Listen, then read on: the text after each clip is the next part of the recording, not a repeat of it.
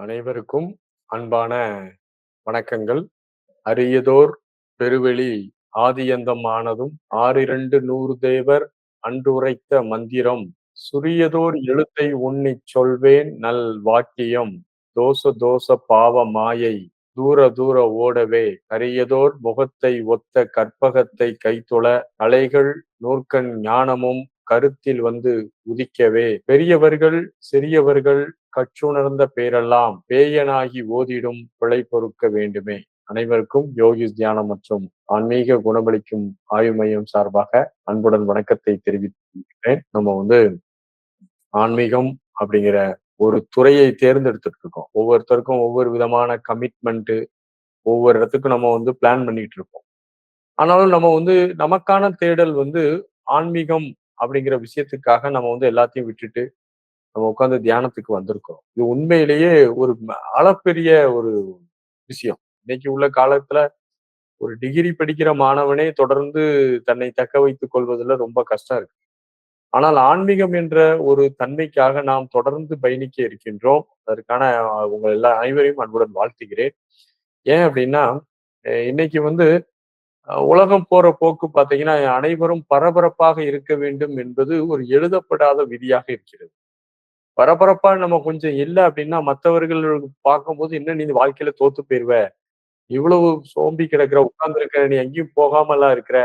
ஆகவே நீ உடனே ஓடு, ஓடு, ஓடு" என்று நமக்கு மேல சவுக்கடி அடிக்க ஆரம்பிச்சுருவான். நாம் ஆழ்ந்த ஒரு அமைதியை அடைய வேண்டும் என்று திட்டமிட்டிருக்கின்றோம். சமகாலத்துல அனைவரையும் பார்க்கிறோம். நம்ம எல்லோருமே சமகாலத்துல நம்மை சுற்றி உள்ளவங்க எல்லாரையுமே உற்று நோக்கி கவனிக்கிறோம். பரபரப்பாக ஓடி ஒரு சலிப்பு, ஒரு துன்பம் என்பது நமக்கு இயற்கையாகவே நமக்கு எல்லாத்துக்கும் இருந்துகிட்டே இருக்குது. இதுல இருந்து நம்ம ஒரு மாற்று பாதையை தேர்ந்தெடுத்திருக்கின்றோம். கண்டிப்பாக அது ஒரு நல்ல ஒரு விஷயம். நம்ம மனநிலை கொஞ்சம் கொஞ்சம் கொஞ்சமாக மாறி வந்து கொண்டே இருக்கிறது. ஒவ்வொரு படிநிலையாக நம்முடைய மனநிலை மாறி இன்னைக்கு ஒரு நல்ல ஒரு தியானத்துக்குள்ள வந்துட்டு இருக்கோம். இதுல நமக்கு நிறைய பிரச்சனைகள், செயல்பாடுகள் தொடக்கத்துல இருந்ததை விட கொஞ்சம் கொஞ்சம் கொஞ்சமா ப்ராக்ரஸ் தெரியும். கொஞ்சம் கொஞ்சமாக ப்ராக்ரஸ் தெரிஞ்சு நமக்கு யோக பயிற்சிகள்ல கொஞ்சம் முன்னேற்றம் தெரிய வரும். அது நம்ம நினைப்பது போல இல்லாமல் ஒவ்வொரு பகுதியா இருக்கு. முதல்ல மனதினுடைய வேகத்தை குறைக்கிறது, மனதை ஒடுக்குறது, மனதை சக்தியாக மாத்துறது, மனதை தூரத்துல வச்சு பார்க்கிறது, மனதை பரவழியில கரைக்கிறது. கொஞ்சம் இடையில நமக்கு இதுல என்ன ஆகலாம் அப்படின்னா, சலிப்பு வரலாம். நமக்கு நெறைய வரும். பார்த்தீங்கன்னா, நமக்கு உண்மையிலே சொல்லப்போனா, தொடக்கத்துல கொஞ்சம் இப்ப பிகினிங்ல இருக்கிறதுனால நமக்கு ஒரு சலிப்பு வரும். நீண்ட நேரம் உட்கார முடியல அப்படிங்கிற ஒரு தன்மை வரலாம். உடல் ஒவ்வாமை ஆகலாம். அல்லது ஒருத்தன் சொல்லுவான், உங்க ஃப்ரெண்டே சொல்லுவான்.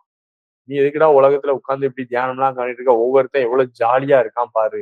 நீ இப்படி கண்ண மூடி அமைதியா உட்கார்ந்து இருக்கிறதுனால உனக்கு என்ன பிரயோஜனம் இருக்குன்னு" சொல்லுவான். இப்படி பல தடைகள் வரும். யோகத்துக்கு பல தடைகள் நமக்கு அடுத்தடுத்து வரலாம். இது இது ஆரம்பத்துல வரக்கூடிய ஒரு சின்ன விஷயம் தான். ஆனால் போக போக போக இந்த தடைகள் அனைத்தும் முற்றிலும் நமக்கு நீங்கும். இப்ப நமக்கு ஒரு பூவ செடிய வச்சுட்டே நம்ம பூவ பத்தி கனவு கண்டு இருக்கக்கூடாது. ஒரு செடிய வச்சுட்டு ரோஜா செடிய கடையில போய் நர்சரியில வாங்கிட்டு ரோஜா செடிய வச்சுட்டு மறுநாள்ல இருந்து என்னடா பூவே பூக்க மாட்டேங்குது, பூவே பூக்க மாட்டேங்குதுன்னு டெய்லி அத வெறிக்க வெறிக்க வெறிக்க பார்த்தாலும் அது பூப்பதில்லை. அதற்கான ஒரு பக்குவம், ஒரு காலம் தேவைப்படுகிறது. அந்த பூ அதுக்கு ஒரு குறிப்பிட்ட பருவம் வளர்ந்து அது மொட்டுகள் அது பூவாக வர்றதுக்கு ஒரு குறிப்பிட்ட டைம் பிடிக்கும். அதேபோல் ஆன்மீகம் என்பதை நீங்கள் வேற வேற துறைகள்ல இருந்திருக்கலாம். வேற வேற விதங்கள்ல ஆன்மீகம் படிச்சிருக்கலாம். ஆனால் அந்த ஆன்மீக பலன் நமக்கு வர்றதுக்கு அல்லது அந்த ஆன்மீக தன்மை நமக்கு முழுமையாக கிடைப்பதற்கு சில காலம் அவகாசம் தேவை. அந்த கால அவகாசத்துல மிக பொறுமையாக இருக்க வேண்டும். அந்த பொறுமைங்கிறத விட்டுறவே கூடாது நமக்கு. நமக்கு முதல்ல பார்த்தீங்கன்னா, அ நம்ம ஒவ்வொரு காலகட்டமா நமக்கு முன்னேறிட்டு வந்துட்டு இருப்போம். அந்த காலகட்டத்துல நம்ம கொஞ்சம் கொஞ்சம் கொஞ்சமா வளர்ச்சி அடைய அடைய அடைய ஒரு பக்குவம் நம்மை அறியாமல் ஏற்பட்டு கொண்டிருக்கும். நம்ம பார்த்தீங்கன்னா, செவிவழி மருத்துவம் அல்லது செவிவழி செய்திகள் அப்படின்னு சொல்லுவாங்க. நீங்கள் உங்களுடைய லெவல்ல நீங்க முயற்சி செய்றீங்க. நான் உங்களிடம் சில கருத்துக்களை திரும்ப திரும்ப திரும்ப பேசி பேசி பேசி உங்களுக்குள் இருக்கக்கூடிய அந்த இருமை, நீங்களே இரண்டாக பிரிந்து இருக்கக்கூடிய அந்த இருமையை ஆ உடைத்து உங்களுக்கு ஒரு உயர்ந்த ஒரு பக்குவத்தை குடுக்குறதுக்கு வேலைய நான் பார்ப்பேன். அப்ப நீங்க தொடர்ந்து அந்த பயிற்சிகள்ல ஈடுபட்டு வரும்போது, உங்கள அறியாமல் உங்களுக்குள் அகமாற்றம் கொஞ்சம் கொஞ்சமாக என்ன செய்யும்? சில சீடு ஸ்பிரிச்சுவல் சீடு என்று சொல்லக்கூடிய ஆன்மீக விதை உங்களுக்குள் விதைக்கப்பட்டு, அது முற்றிலும் ஒரு பூத்து குலுங்குவதற்கு ஒரு குறிப்பிட்ட காலம் எடுத்துக்கொள்ளும்ங்கிறத மறந்துறாதீங்க. நம்ம எல்லாம் உங்களுடைய பல கேள்விகள் உங்களுக்குள்ள இருக்கும். சந்தேகங்கள் இருக்கும். ஒரே விஷயம் தான் உண்மையிலே.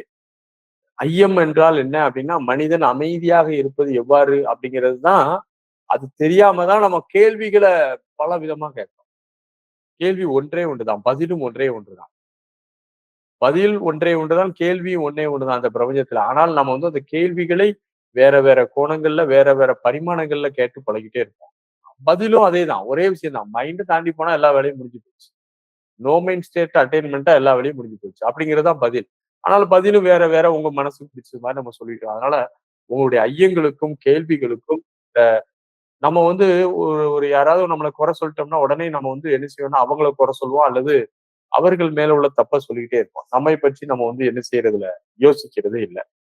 அப்ப நம்ம முதல் விஷயம் என்னன்னா, நாம் தவறு செய்திருக்கின்றோம் என்பதை நம்ம அக்செப்ட் பண்ணிக்கணும். அப்பதான் நம்மட்ட மாற்றம் வரும். நீங்கள் எப்படி இருக்கிறீர்களோ, நீங்கள் உங்களை அப்படியே ஏற்றுக்கொள்ள வேண்டும். உங்களுக்கு நீங்க உங்களோட நீங்கள் முரண்படாதீர்கள். நீங்கள் எப்படி இருக்கிறீர்களோ, உங்களை நீங்கள் அப்படியே ஏற்றுக்கொள்ளும். பயிற்சி என்பது ஒரு அடைதல் வர போட்டு தேவைதான். ஒரு கரையிலிருந்து இன்னொரு கரைக்கு போட்டு தேவைதான். கரைய கடந்த பிறகு போட்ட தலையில வச்சு தூக்கிட்டு போனா என்ன பிரயோஜனம்? ஆகவே நீங்கள் பயிற்சியினுடைய நோக்கமே பயிற்சியின்மைக்கு செல்வது. தியானம், அந்த மனநிலை இயல்பாக நமக்கு வர்றது வர, நம்ம கொஞ்சம் பயிற்சி அவசியப்படுகிறது. கொஞ்சம் டைம் பிடிக்குது. நம்ம அந்த இயல்பான தன்மை நமக்கு வரும்போது, ஆட்டோமேட்டிக்கா நமக்கு என்ன செய்யல பயிற்சி தேவையில்ல. இயல்பா உங்களுடைய வாழ்க்கை முழுவதுமே ஒவ்வொரு கணப்பொழுதும் நீங்கள் தியான நிலையில இருக்கக்கூடிய ஒரு தன்மை வந்துரும். அப்ப அதுவரையும் நமக்கு கொஞ்சம் ஒரு பிரயாசப்பட்டு கொஞ்சம் ஒர்க் பண்ணி அத நீங்க மறந்துறாதீங்க. அதனால நீங்க ஒரு உங்களுக்கு உடல் உபாதை ஏற்படுது. தியான பயிற்சி யோகத்துல நான் இருக்கிறேன் சார். நெறைய பேர் அந்த கொஸ்டின்ஸ் இருக்கு. நான் தியானத்துல இருக்கிறேன். எனக்கு உடல் உபாதை வருகிறது, ஏற்படுகிறது. நான் இதிலிருந்து விடுபட வேண்டும் என்று நினைக்கிறேன்னா, யோகத்துல ஒரு முக்கியமான விஷயத்த நீங்க தெரிஞ்சுக்கணும்.